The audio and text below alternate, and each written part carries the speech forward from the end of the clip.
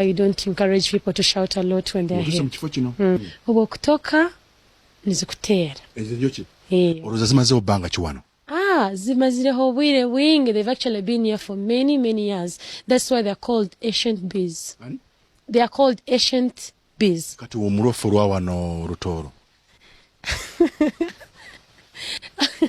Okay, tuzitegedde enjoki. Tetulekaana nnyo. Ate ndaba embeera ekyuka ng'otuuse wano. The place was named by the natives. Abantu abakulu abekaire hanwira nibo barukire binwe kino kichweka amabara gona gatiri kubaza. Nyina Mwiru. Amabere Ganyina Mwiru. Mwiru oyo yaliwa. Who was Mwiru? Mu Uganda we still live under kingdoms in Uganda. Hanna mbere muli bunu kama bwatoro. Hati itwe nitwikara haitaka ly'abachwezi nitwikora mwitaka ly'abachwezi baitu aba kama bekikara kintu abachwezi ho babito chonka myaka enyuma nyingi from the 13th to around the 19th centuries hanu hakaba abachwezi. By the way, their headquarters were not here. Their headquarters were in a place called Kisengwe in Buganga. That is now Bunyoro. The current Bunyoro kingdom. So abachwezi abo, they had their two kingdoms. Kama obumukabul hansi, obumbul haiguru. Obwa hansi oku, bwayebemberwaga Nyamiyonga. Nyamiyonga nikimanyisa amani ago mwirima, the powers of darkness. Hanyuma obukama bwa haiguru bwayemberwaga Isaza. Hati Isaza ogu akagenda yaswera omwana wa Nyamiyonga wabayitaga Nyamata kandi nkoku omanyira abantu okuba muli banywani no manye kyamugezi wawe arukugonza no le kyatarukugonza. Hati Isaza yayinagamu n'abakazi nente. Hati ensobi yakoze ya mani nikugenda akagonza omwana munywani we yamtweka. So yamtwekere agarukayo omwana wawe Nyamata agarukayo mwaise. Bitu iso byarozere ngo inenda agamba koko inenda oyinegaruka mwabaro iruguru akikara nawe. Ankoga akamanyire munywani yindagamu nente n'abakazi yamuhente yagamba twale ente ezo zereze baro ogume nazo. Hati byakiriruguru kumwaiba ni manyisa Isaza. That is the kingdom of light. She became more wise and stubborn. Yatoroka. She actually had to escape. Yatoroka yagaruka underground. Mwadadiwe Mwanyamiyonga. Hati ente zibali bamuhaire, they escaped following her. Zagenda nawe yagendiraho. So Isaza akasigara ataine mukazi kandi ataine ente. Kati nyabo ebyo natubitegedde bulungi nnyo. Naye ate wana ekifo kino kijja kitya okubeera ekifo ekitibwa nyina Amabere Ganyina Mwiru. Nyina Mwiru means a mother of a slave. Nyina Mwiru akali mulungi muno. Abasaija bamugonzaga muno agamagani bamulinguliriza. Beito manyira Nyina Mwiru akata kusemera kuswerwa habwaki habokuba amanyira abachwezi bano for them that will do things that we normal human beings can't do. Bakaba maziro already kugambira bukuku bakaba bafotelingire bagamba ngo bukuku Nyina Mwiru takusemera kuzara na nchikoro msaija. Habokuba naja kuzara omwana ogo alikuita your grandson will kill you. Hati shabukuku yakozene ya Amabere. Yagaka Amabere ni kwa abasaija batamugonza. That's nchechionke. Ya Amabere trying to deform her.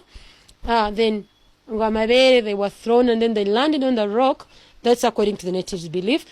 Then Amabere gawaho. Although Nyina Mwiru was not supposed to see any man.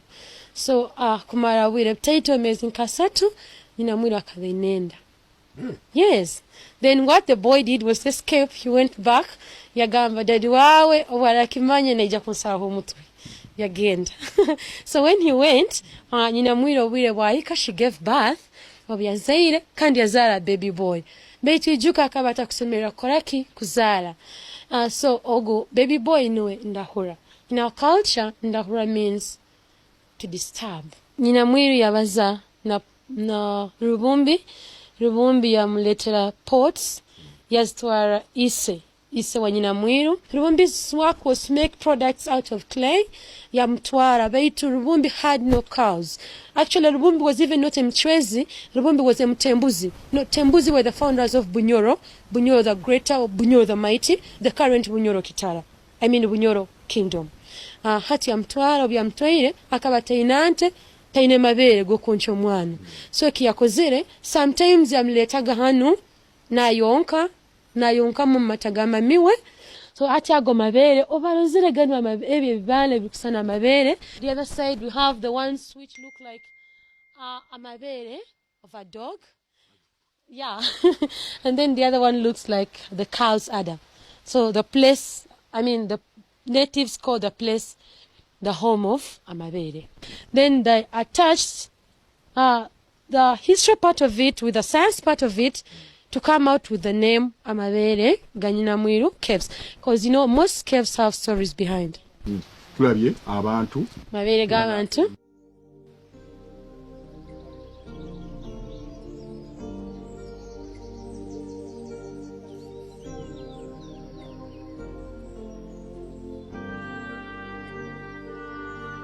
Amabere g'embwa.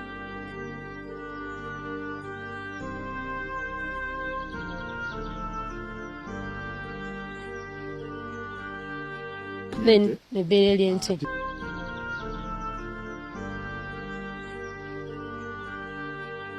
can see the other ones on this side.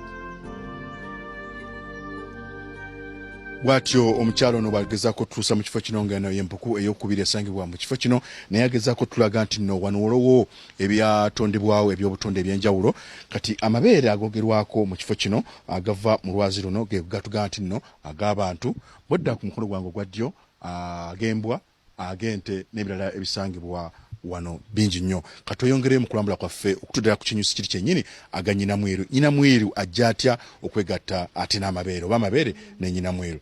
So information yagenda ika Nyina Mwiru.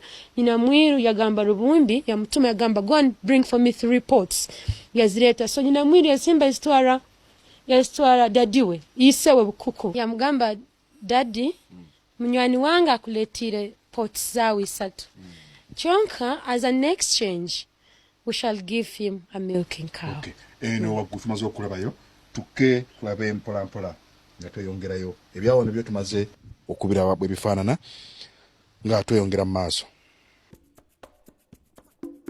Kati bakwata pots yazikiriza bukuku yazikiriza yasima. He was actually very excited. Yagamba bambi nungi. Nyina Mwiru yagamba daddy ogo musajja ntujja kumuheereza a milking cow.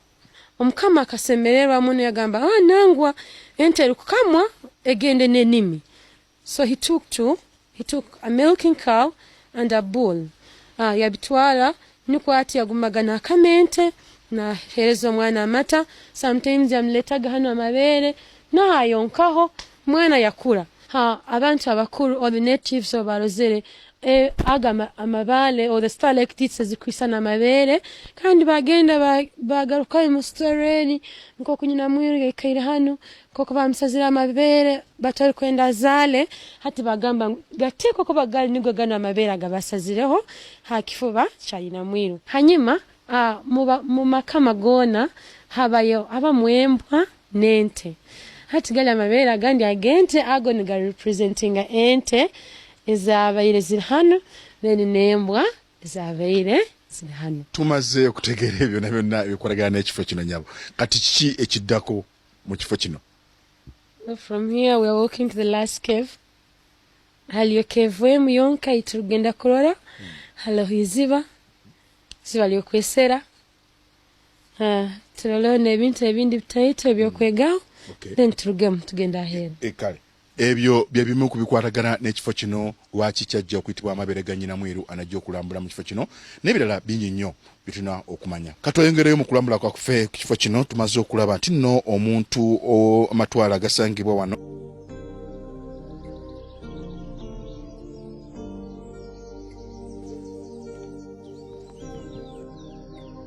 Wano wetutuuse?